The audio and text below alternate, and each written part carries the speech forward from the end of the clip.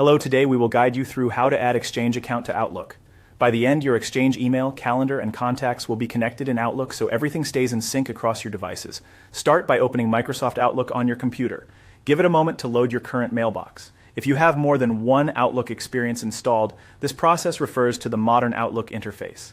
Make sure you have a stable internet connection and your organization's sign-in details ready, as you'll be prompted to authenticate during setup.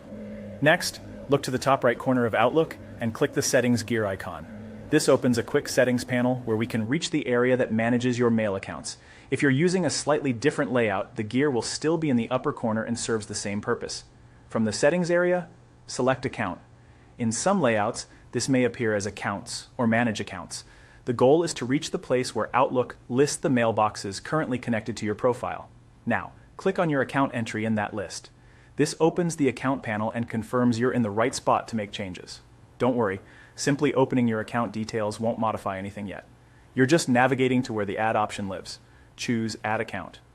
This launches the setup flow that walks you through connecting Exchange. Outlook will guide you step by step and automatically detect most settings for you. Follow the on-screen prompts to complete the connection. You'll typically enter your work or school email address, and Outlook will try to recognize it as an Exchange account. If asked to choose an account type, select Microsoft Exchange or work or school account.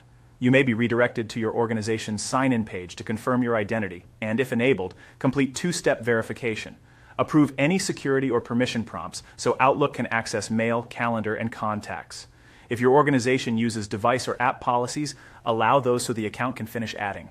In most cases, automatic discovery sets everything up without manual server details. If auto setup can't complete, contact your IT team for the correct settings before trying again.